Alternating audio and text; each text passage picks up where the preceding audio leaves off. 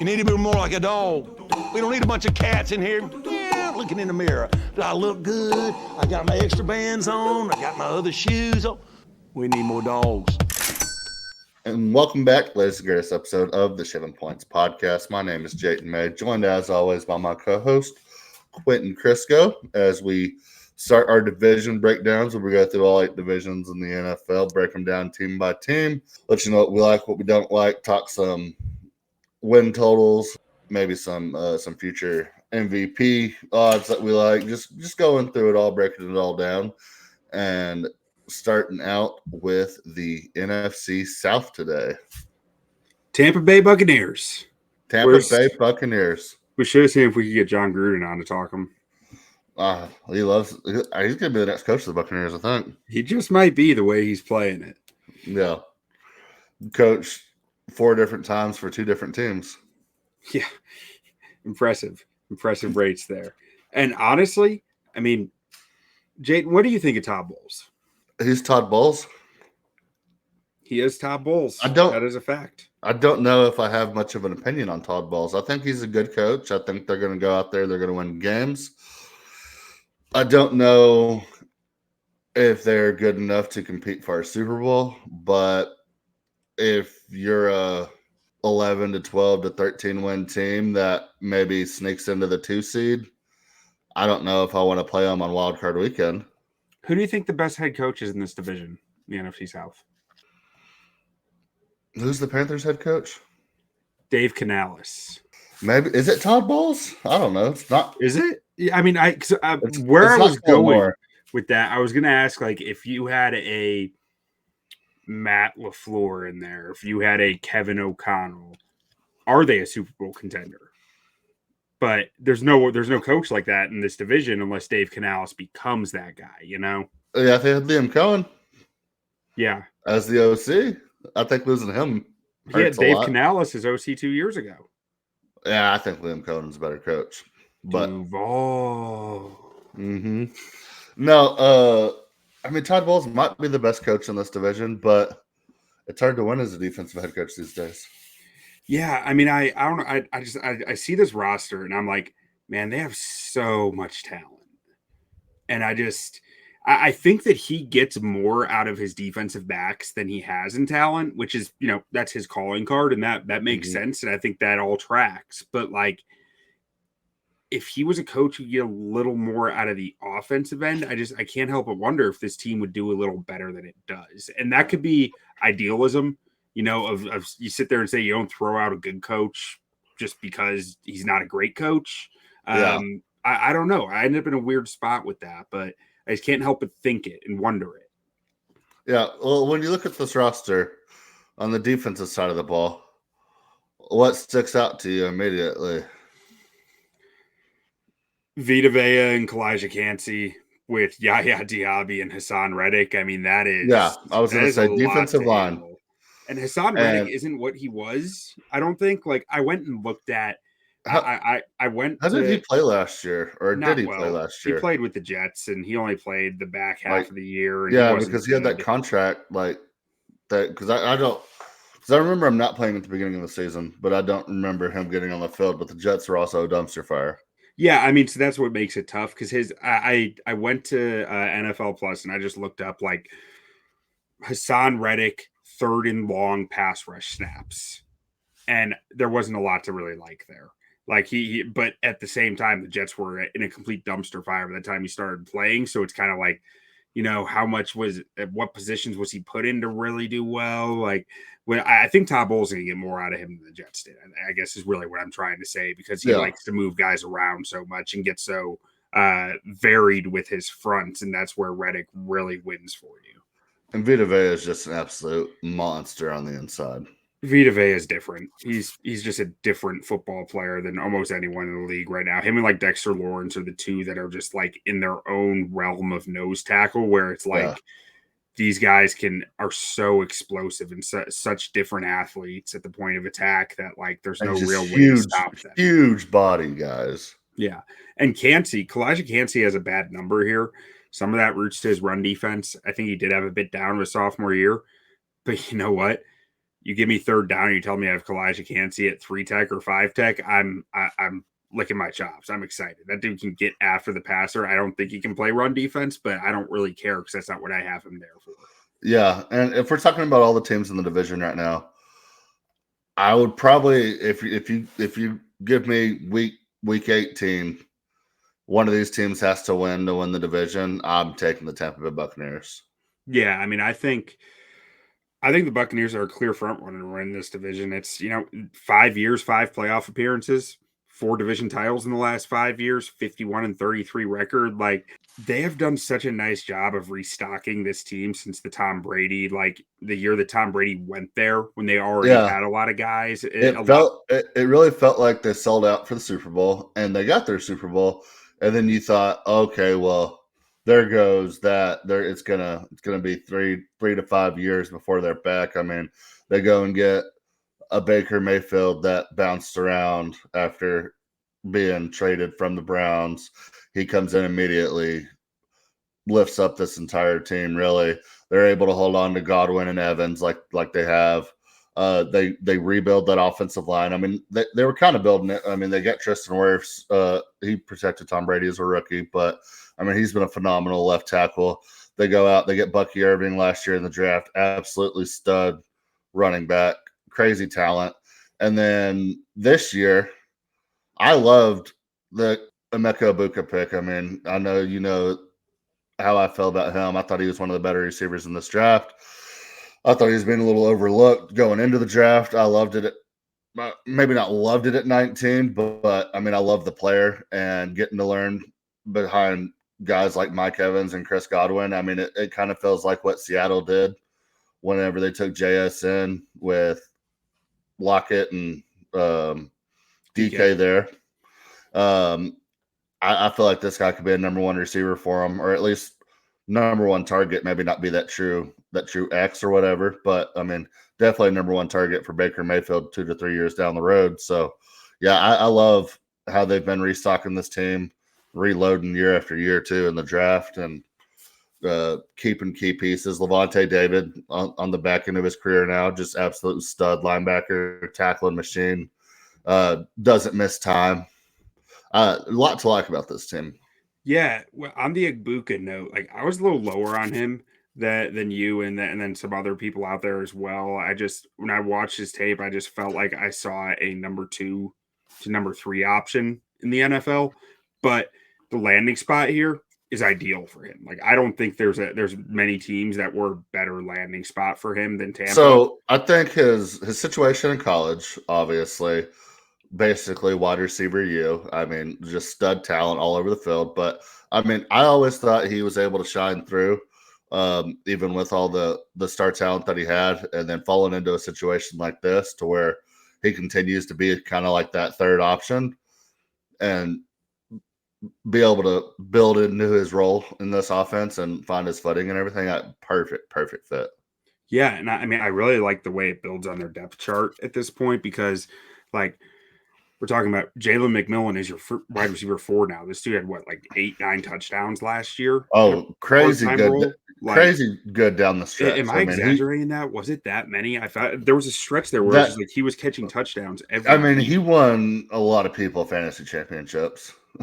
Yeah, let's see what his actual number was here. Yeah, 8 touchdowns on 461 yards. Like he looked like a really good football player for them last year, and like a guy who could probably do a bit more than just a slot receiver, which is what I thought he was more of coming out of Washington. So you have that guy coming up who's more the outside guy, plus Egbuka in the slot, like on top of Mike Evans and Chris Godwin still there. Cade Otton being a solid weapon in the tight end room, like this offense is really loaded up, and I can't overstate how impressed I am with their ability to continue to roll forward this offensive line and rebuild it. Like losing Alex Kappa, losing Ali Marpet, losing Ryan Jensen, Donovan Jackson. They've lost a lot of high quality starters over the last 5 years, and they drafted Graham Barton, they drafted Cody Mock, they drafted Luke Gadecki, a guy who I was pretty hard on 2 years ago when we did this series, saying I know he can pass protect. I don't think he can run block for his life, and he has worked on it really hard over the course of his NFL career. He's become a pretty solid run blocker at this point. Yeah. On top of your blue chip Tristan Wirfs, arguably the best offensive tackle in the NFL. Yeah. Yeah. A lot to like about this team. I mean, it's going to come down to what Baker Mayfield do you get? It's every week. It comes down to what Baker Mayfield you get, right? I mean, he's granted. I think Baker is a top 10 quarterback in this league. I think he's a guy who can carry your team to a playoff win. Yeah, he puts himself in some bad situations sometimes. I mean, puts his body on the line, which, I mean, you don't really want to see. I mean, they talk about it with Lamar. They talk about it with Josh Allen. They talk about it with some of the more mobile quarterbacks, and Baker does it as a guy running a 4.9, 4.8 out there. Yeah, he does some crazy stuff out there, man. Like I pulled video for all these so that when I cut them up, I can, drop some videos in to do like these 30-minute segments for each player. It was like the amount of just like, there were a handful of Baker Mayfield just like, holy crap, what are you doing? And it works out. Like in the tape that I found, that's just like, he's just a fun dude to watch. And, I was a Baker hater for years. Mm-hmm. Because of the Texas Tech days, because of the him going to Oklahoma and making all the noise about it. It wasn't just leaving; it was leaving with a lot of noise. But you know what? Baker's grown on me over the last few years, man. He's just a fun football player to watch, and I've learned to love Baker Mayfield ever since his younger days. Yeah, I'm a Baker fan for sure. I mean, I kind of jumped on the wagon a little bit earlier. Basically, as soon as he got the raw deal in Cleveland, I was like, "This is the Baker Mayfield you want to invest in right now." Yeah, and they do have one last name on offense I got to mention, Payne Durham. I'm not going to have any tape for him in the breakdown, but he has one of the greatest tight end names ever in Payne Durham for a blocking tight end.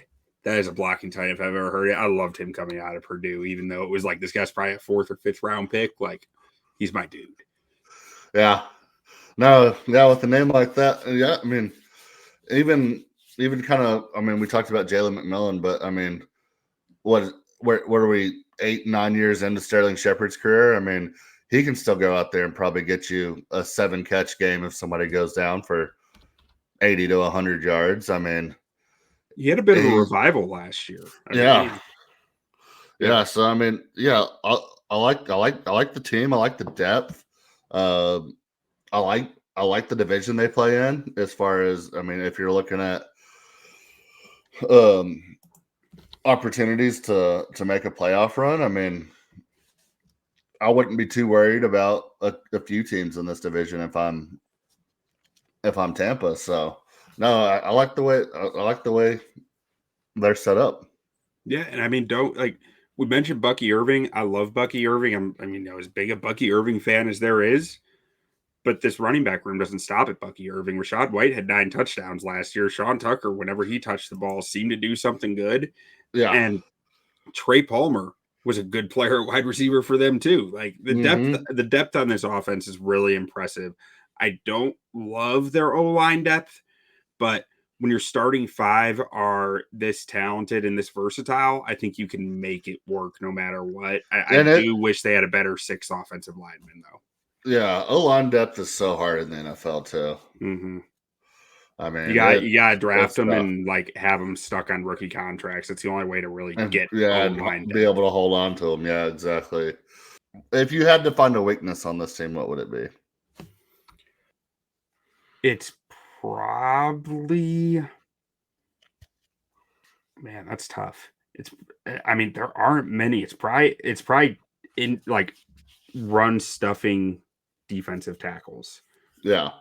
Which Vita Vea, obviously is an outstanding run stuffing defensive tackle. But I think outside of that, they struggle a little bit within. They can be susceptible to kind of getting gashed in the run game at the line of scrimmage at times. Some of that is just the attacking style defense that Todd Bowles runs. Yeah. Mm-hmm. No. Yeah, I like this team. You look at this team. You look at the defense. I mean, we talked about that defensive line. Talked about the linebackers. Hey, on the defensive line, just a second.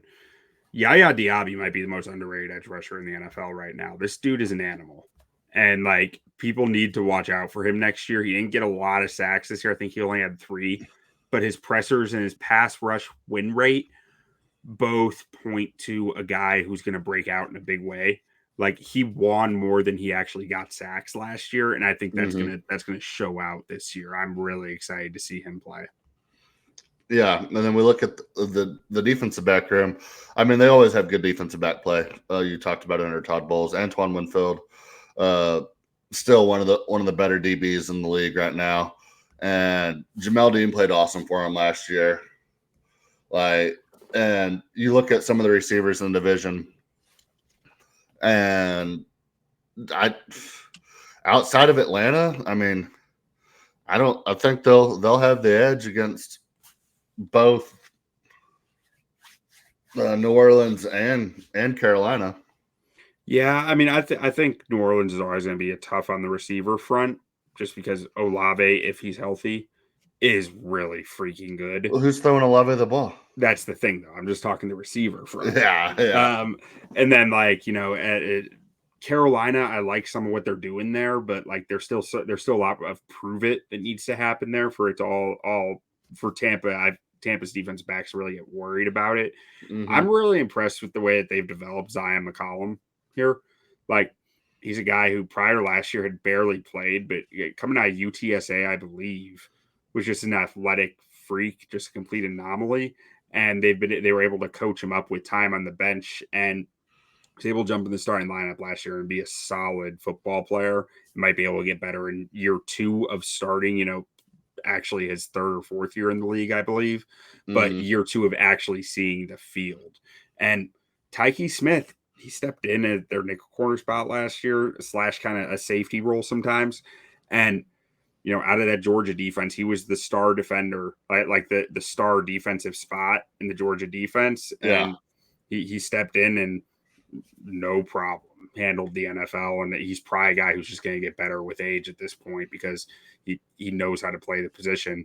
And Christian Etienne has some of the most fun highlights I've ever seen.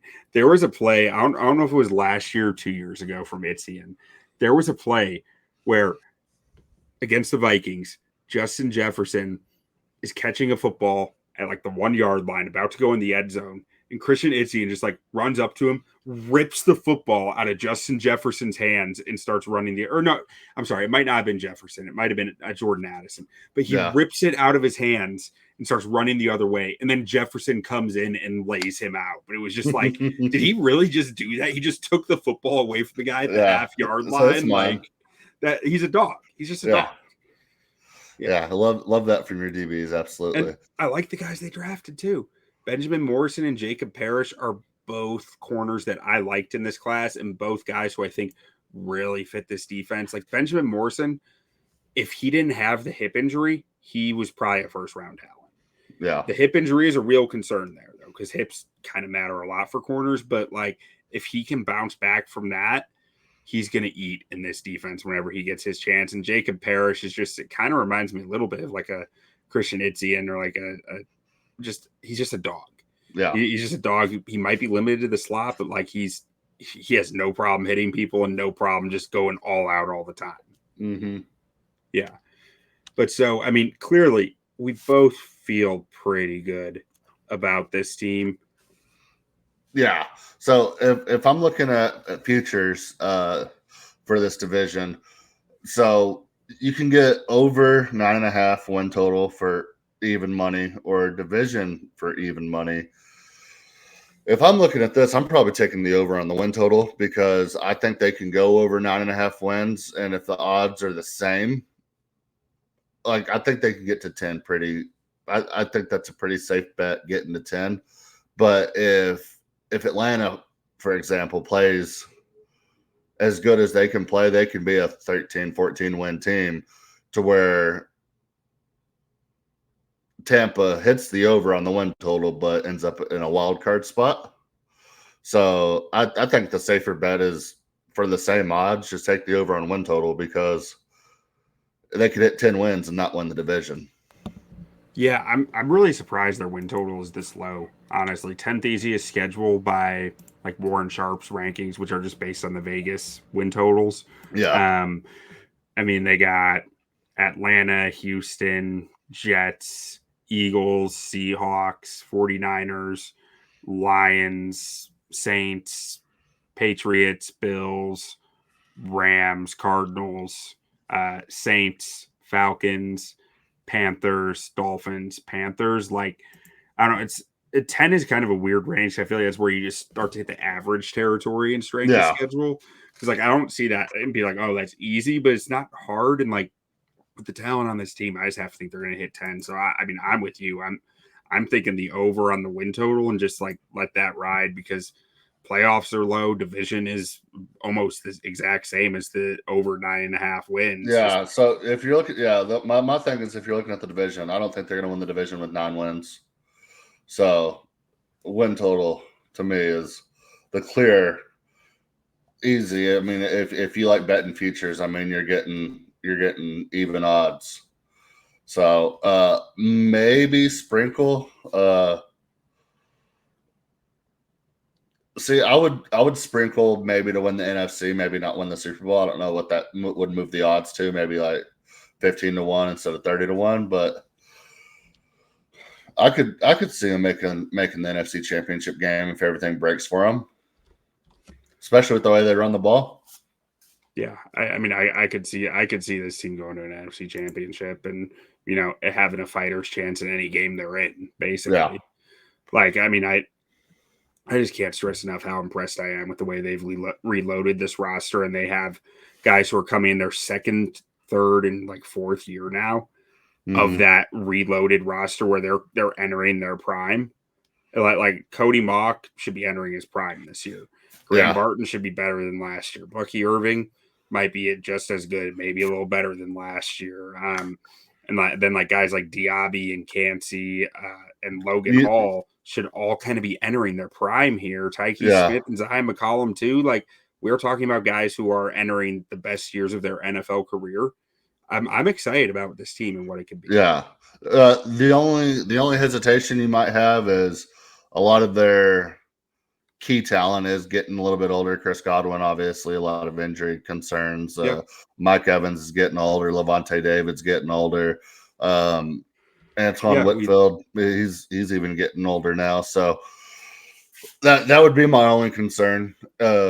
Is a lot of your top end talent is getting older, and Winfield's still 26, so I'm not going to put him there yet. But like when I look at the guys that I've marked as my blue chip guys, Levante David, Chris Godwin, Mike Evans, that's half of their blue chip guys. Where you're like, okay, they are getting up there. Then you throw in how reckless Baker can get. Yeah. So that would be my main concern if I'm a Buccaneers fan going into this season. But if they stay healthy, they're going to be right there. Come divisional round NFC Championship game, I believe. Yeah. I wish they had a little more, or I guess Chris Braswell. I'm not sure how he made out for them last year, but because he was a decently highly drafted guy. I was going to say I wish they had a little more at edge, but if Braswell can be that guy for them, I start to feel a lot better about it. Yeah. But also, if he was going to be that guy, I don't know if they'd take their shot on Hassan Reddick either. So questionable there. But he's going into his second year. He has. We'll see. We'll see. Did they pay Hassan Reddick a lot of money? I'm not sure. I think so. I don't I think they gave him like as much money as anyone was going to give Hassan Reddick. Yeah, they gave him market value. Yeah. A 1 year, $14 million. Okay, so. Nothing, no long-term investment there. Yeah.